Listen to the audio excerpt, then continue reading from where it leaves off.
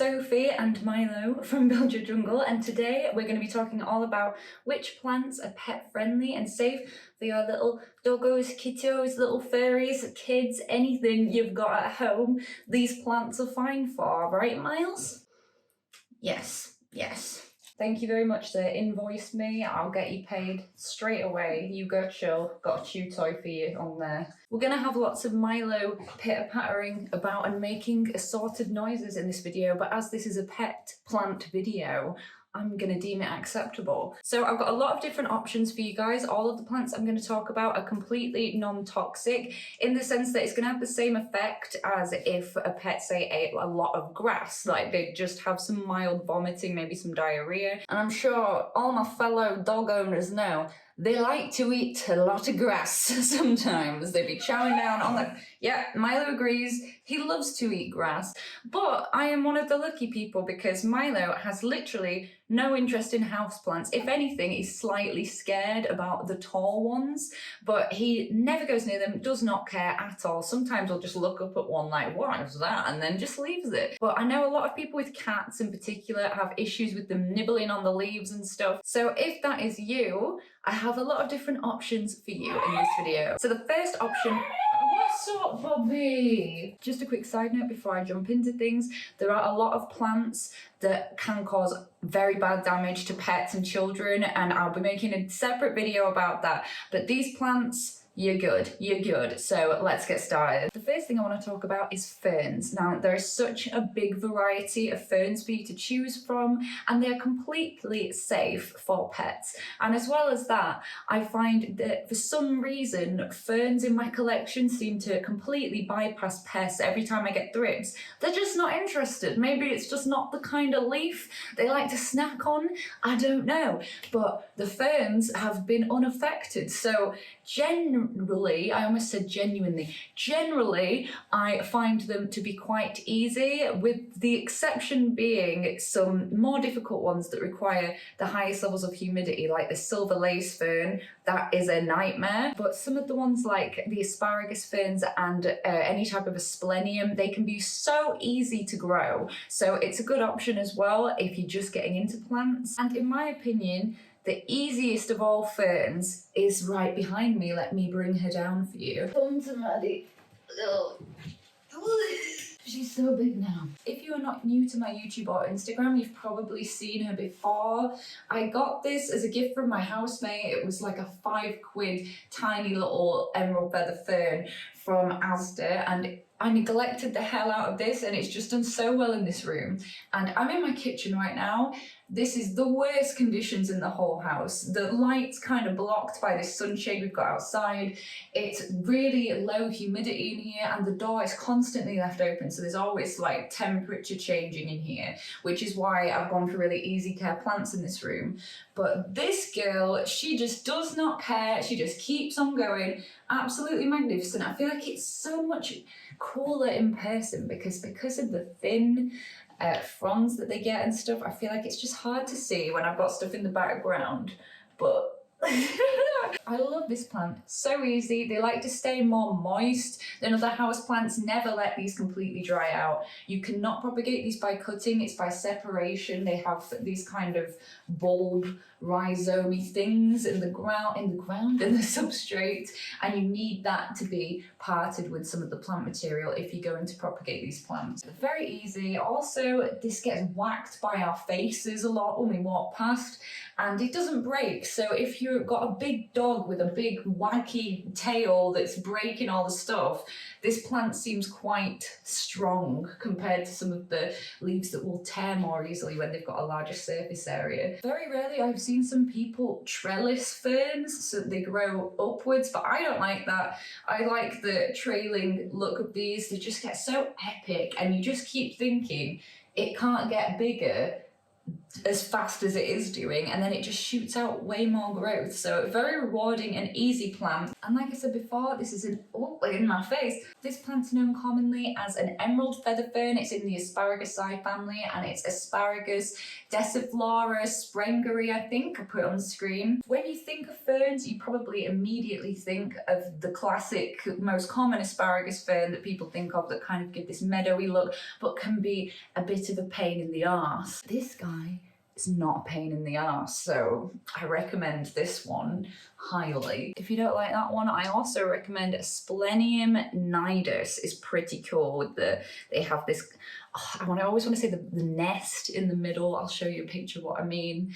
It's just the way that they grow, and it has earned them the title of bird's nest fern, I believe. Next, I want to talk about Peperomia, which is a really cool semi-succulent that requires a cacti and succulent potting mix, and they also do really well if you kind of let them dry out a bit more. I've killed off Peperomia in the past by giving it root rot by overwatering. So you can also kind of tell because the leaves lose some of the turgor when they are thirsty. You might see tiny fine wrinkles appearing on the leaves, and also with things like the string of turtles, the turtles become a lot more flat. Actually, I'd say this is kind of in that phase at the moment, whereas when you've just watered it, they really puff out and become these more disc-shaped kind of things that can be quite thick on both sides. Now this one is a type of Peperomia angulata,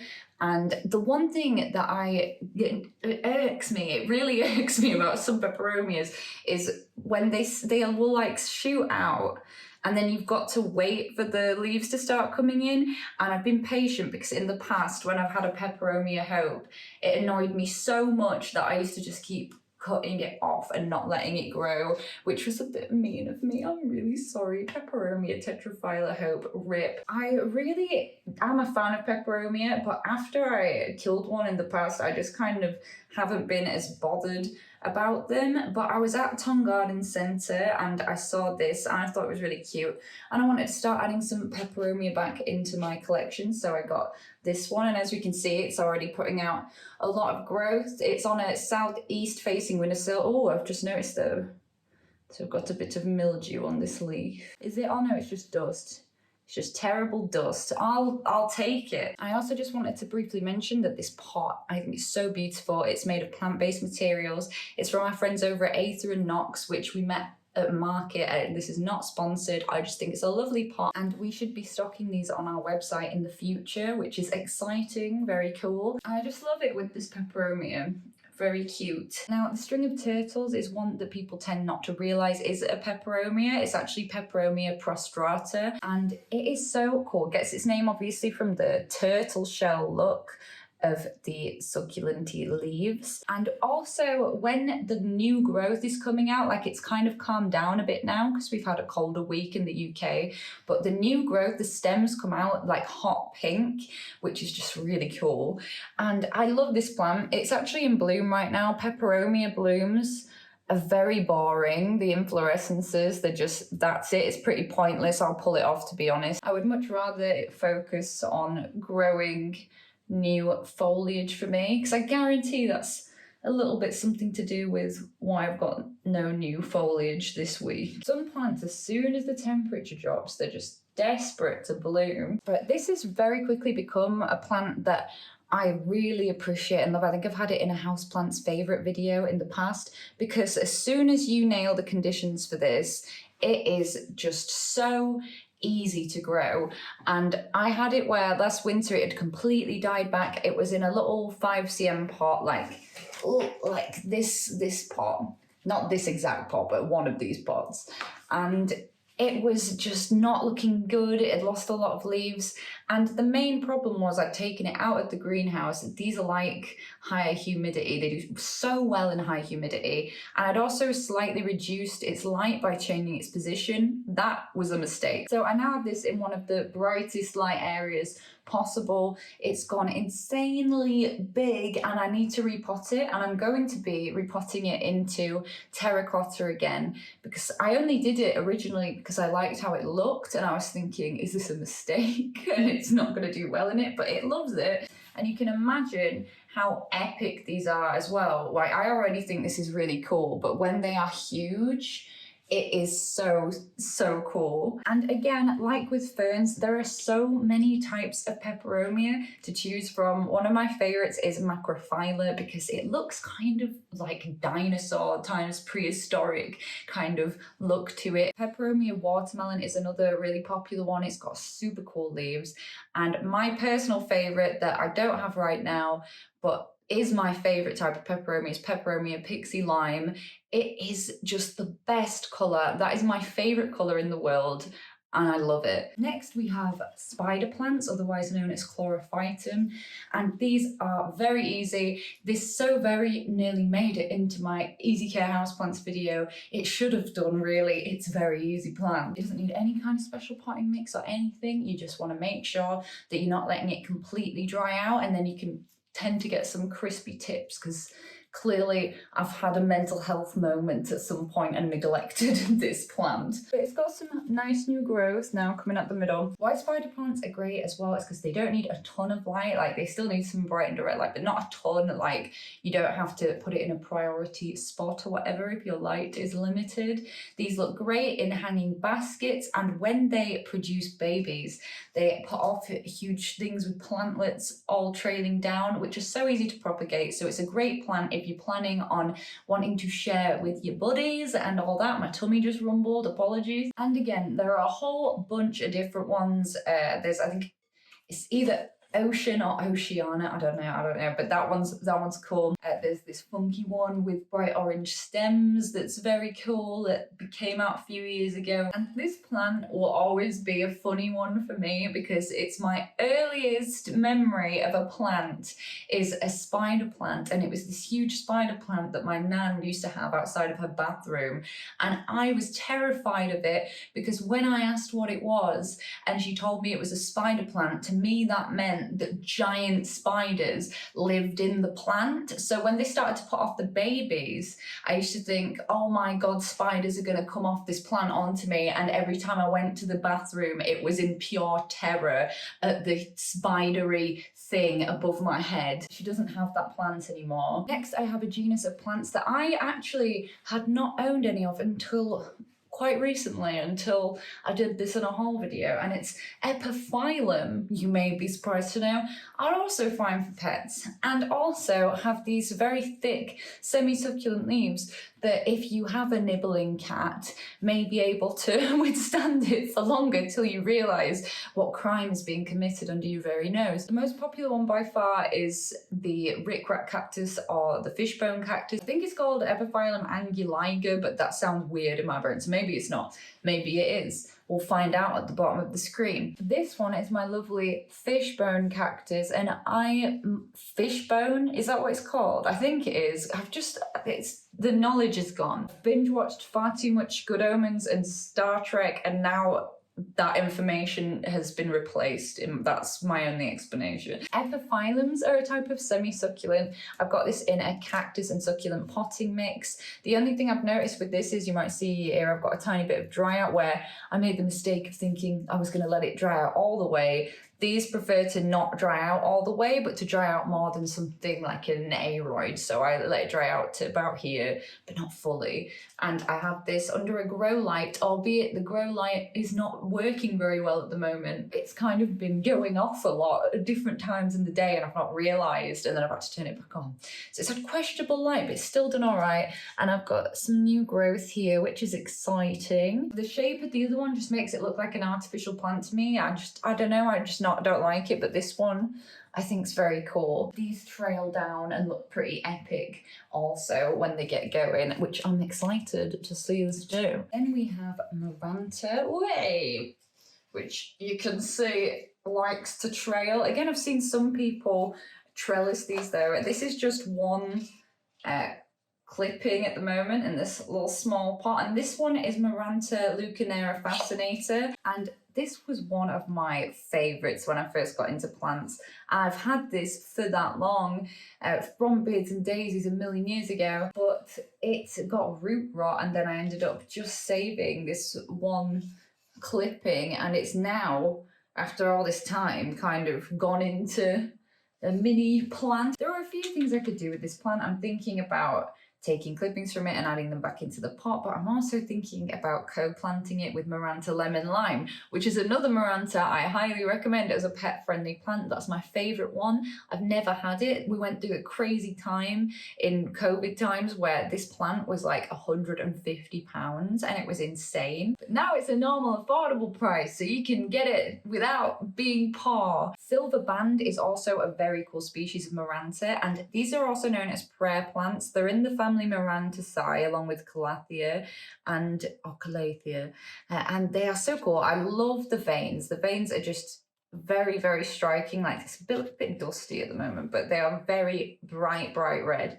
And the backs of the leaves, so beautiful, kind of like a Louboutin shoe, Louboutin. And this is a kind of plant that's very interesting to watch because both Calathea and Maranta move about a lot in response to light, which is so interesting. It's all to do with the circadian rhythm of plants. Maybe I'll make another video about that sometime. And I feel like one benefit of going for trailing plants as well that I'm recommending is they're even more out of the way of your pets, and it's just like, if they do happen to eat some of it, they'll be fine, but as much as we can reduce that as possible is the best, isn't it? So trailing plants are an awesome option for pet owners. And if you've ever looked at a Calathea and thought, I would love that, but I don't hate myself that much, Maranta is better because it doesn't freak out as much if you don't water it consistently. Like, I have let this dry out by accident a handful of times, and it's only got this one little crisp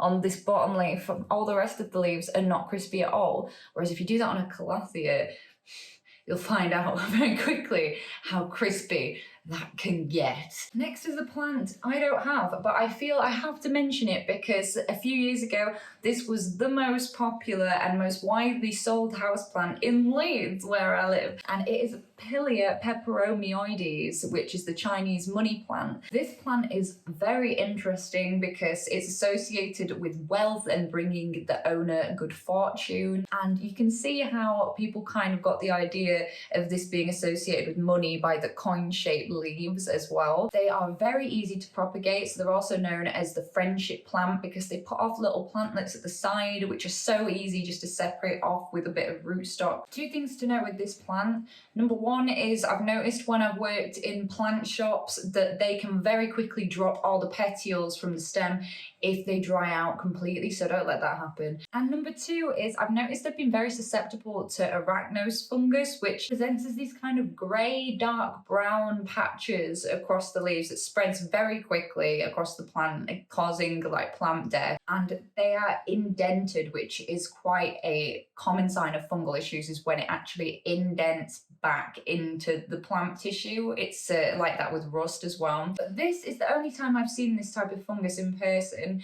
and I've seen it in so many different locations across Leeds and Bradford, not just in places I've worked in, but places I've gone to shop for plants. And I actually had one of these years ago that was gifted to me by one of my friends, and it had that fungus on it when I got it, and straight away, even after removing all the affected leaves, it was just too late. So really look out for that when you're trying to pick out a good plant in nurseries. And if it's been around other ones on the shelf that have that, I just wouldn't bother and would try find one somewhere else another time, because likelihood is it's already contracted it because it spreads so quickly in high humidity. Next, I'm going to talk about orchids, which, as you may or may not know, are a huge group. There are so many different types of orchid, it'd just be impossible to talk about all the orchids. And some people here on YouTube actually specialize in orchid care because it is such a broad world that is vastly different to plant care in other respects. Orchids are mostly known for their flowers because they have all kinds of magical and wonderful flowers that are just so show-stopping. But some types of orchids actually have beautiful leaves so that when the flowers are died off, you still have a beautiful plant. Because I feel like that's the thing that's put me off owning orchids is I don't like the normal ones. Like the Phalaenopsis, when they've just the leaves, is boring to me, but some people don't mind. And one that I've come across in work was Papapodilum, and they are so cool. It kind of looks like a glitchy, pixelated leaf. It reminds me of Minecraft. It's the Minecraft orchid. It's actually like this velvet slipper orchid or something, not the Minecraft orchid. And they are so cool. Like the main thing about orchids is to use orchid bark to pot them with, to have some of the roots as alien roots, I was going to say aerial roots, because they are epiphytic in their epiphytic, I'm not sure how to pronounce that, but in their growth patterns, which means they like to absorb moisture from their environment around them and not be like sitting with wet feet in a really absorbent compost. Orchids are really commonly given as gifts in the UK. You see them everywhere. You see Phalaenopsis in supermarkets, in just corner shops, literally everywhere. And they are a staple of Mother's Day. They were a staple in my house when I was growing up. Maybe that's why I've not bothered to have any, because I feel like I'm Phalaenopsis out, but I have bought them for people many times. One that I think is a Phalaenopsis we're talking about is one of my favourite cafes, which is, I think, in Meanwood. It's Wildcraft Bakery, and they do completely gluten-free and allergy-conscious baking. And I have celiac disease, so that's fantastic for me. And they love plants in there. They even have a Tillandsia wall. It's awesome.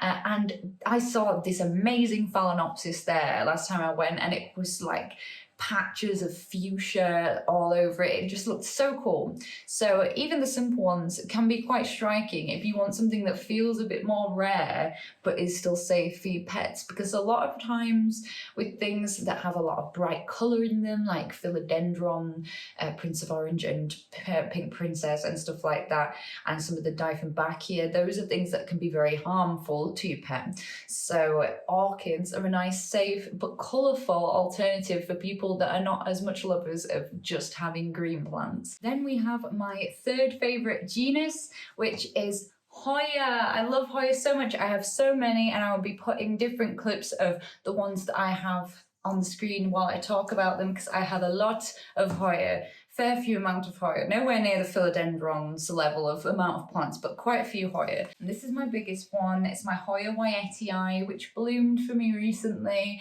And God, the nectar smelled so nice. It was insane. I didn't taste it because it is edible, is the nectar from the flowers. And I've seen a lot of people taste it, but I daren't do it because this plant's lactiferous, which means that it produces latex in the sap, and I'm allergic to latex. And in my brain, I know that the nectar can't possibly contain the latex, but I still just feel like it's a risk, so I'm not going to do that to myself. If ever I propagate or am repotting a Hoya, I wear gloves because I'm so scared that I will get latex on me and have an allergic reaction and it'd be really bad. So I'm just not doing it. So let's hope I don't do anything clumsy in this part of the video. Hoya Wyetii is really cool. It's got these cool leaves that just kind of are long, but they curl a bit. Like, I love the sound. It's so like ASMR and relaxing. It's a little bit dehydrated at the moment on some of the vines, but then like this one isn't. So I don't know. It did just put out for me another peduncle, but I can see it's got like bud blast, so it's not going to survive for some reason. I don't know if it's just trying to flower at too many points now, but it would be good to see what's going on with the roots. I've also got some new growth here, and this plant hasn't grown leaves for like a year, so to me that was like, whoa, we've got leaves, we've got action. Anyway, I've rambled. Hoya are very different to other types of houseplants because, and I feel like it's easier to see on this Hoya carnosa dark red, they've got these woody stems and these very hard, stiff, kind of succulent feeling leaves, and they put out the most amazing clusters of blooms when they're more mature that smell awesome and look just beautiful. I was in awe at how fuzzy they were. They were like fuzzy little boots. It was adorable. I like that they grow slower because I like having lots of little Hoyas and I want to make wall of little Hoyas. But then some of them, there are some exceptions to the rule where some of them, when they get in the high humidity, they really get going for it. And I had to restart my Hoya Carnosa Crimson Queen over from nothing last year, and it's getting into a medium-sized plant now, which is great. Again, as I'm saying, for so many plants in this video, there's a huge variety of different looks. There are some really cool Hoyas. Like, I've always really wanted the Hoya, oh, what is it called? It's like Nova Ghost. I've forgotten the beginning of it. I'm putting it on the screen. I really want that one. It's beautiful. I love silvery plants, which is why I think at the moment my favorite Hoya I've got is the Chronoiana Super Silver. But some of these are really, really cheap and again easily available in even supermarkets. There's Hoya Matilde as well and Hoya Thomsonii, so cool and fairy. But again, I could talk about Hoya for a very long time. So it's so glossy and beautiful, and I just like having a variety of different types of plants, and to me this is just they're so different. I really like them, and you can trellis them or have them trailing. I'm probably going to do a mixture with different types of Hoya, and I'm definitely not going to have my Hoya Bella trailing because they just get too stiff and awkward when they're trailing, so I'm going to get it on a trellis soon. In the natural habitat, Hoyas grow like in the crevices of trees and things like that. They are epiphytic, I think it's epiphytic, one of them. So they like to take in moisture again from their surroundings. So they need a really chunky mix. So I actually have just been ignoring all these companies with the Hoya mix, and I just use my Monstera and Philodendron mixes for Hoya, which they love. Before, when I hadn't had as much experience growing Hoya, when I was trying to use either a Hoya mix or just a normal houseplant mix, it always caused root rot. But in these area mixes, they do a lot better. They can completely dry out in between waterings, though some are thirstier than others, like my Chronoianas do not like that.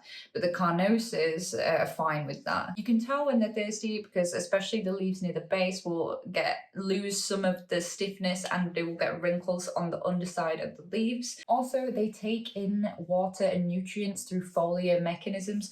So you can see here, this one's quite dehydrated, but if I water onto the leaves, it will help that dehydration. And I do that every time I water my Hoya. I also water the leaves and just run water over the leaves for a bit, room temperature, because it really helps them. And I truly feel like the only reason that I got this YTI to bloom this year is because I've been using Orchid mist on it, and they love it. They love it so much. So I highly recommend fertilizing with Orchid mist. Now I want to talk about Staghorn ferns specifically, although this could apply to any of the Staghorn ferns, but specifically the Platycerium superbum, which I do not have, which is the most popular type.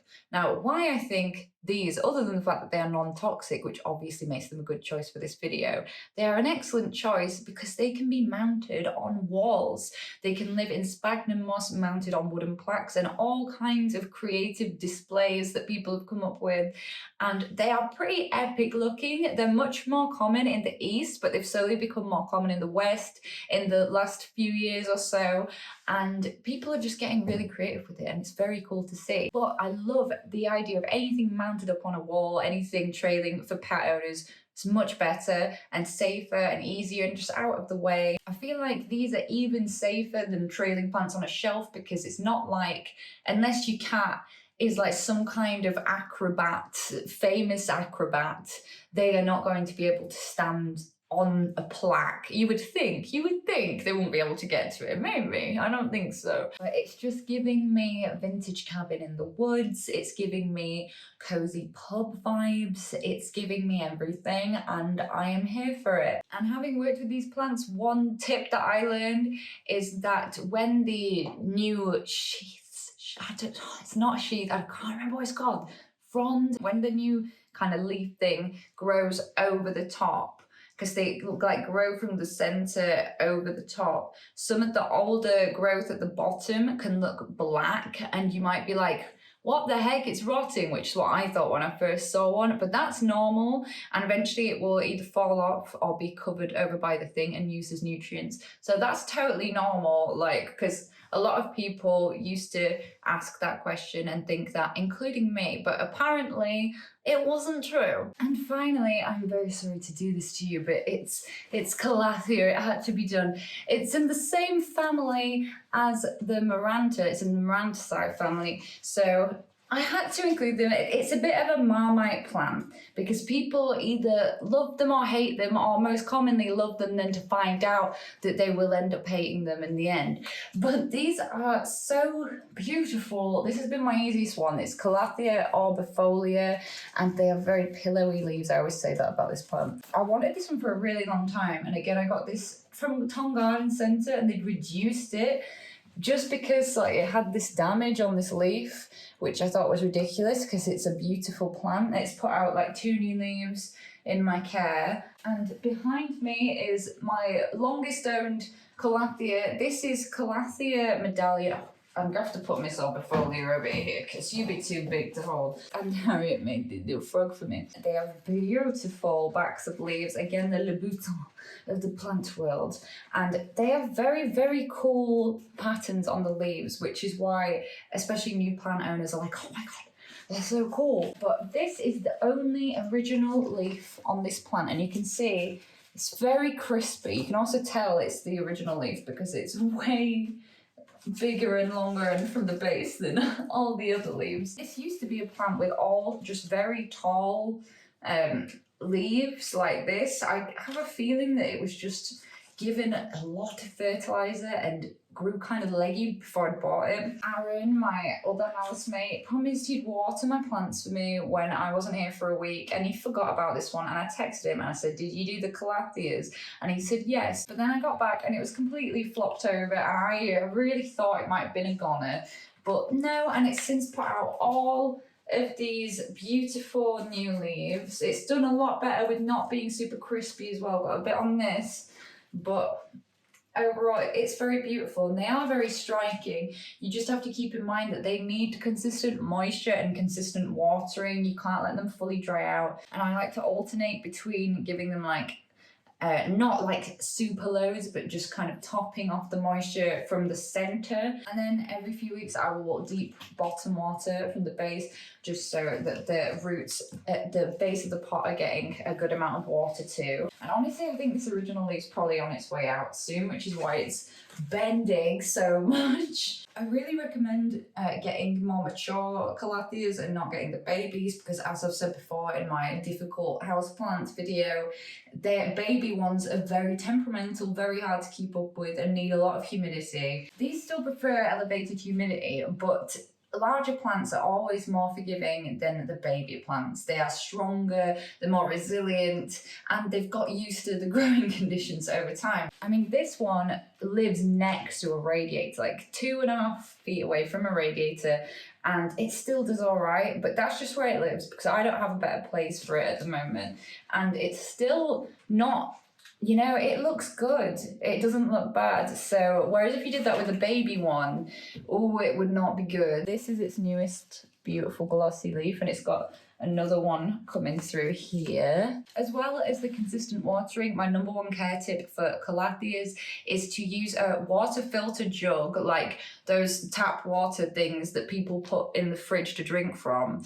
I use that to filter my water because in Britain particularly, like I don't know what it's like in other people's areas, but we have very hard water, and that can contribute to the crisping in the leaves. And since doing that, all of the new growth has been nice and healthy, and it's minimized crisping, and it's been good. So anyway, that is it for this video. I hope that this has helped you guys find some pet-friendly plants for your little furry pals. At the moment, I'm posting shorts every day that I'm able to, and long-form content on Fridays. So please hit subscribe if you want to be notified when I next make a video and not miss anything. Also, I post every day on Instagram. There's all kinds of stuff on there. And if you guys are interested in buying some houseplanty and nature-inspired art prints, then please head over to my website. It's buildyourjungle.com. I hope you are having a wonderful day with or without your little pets. I hope they get lots of cuddles of you later, and that you get to binge watch all your favorite programs and eat some nice food and do nice wholesome things.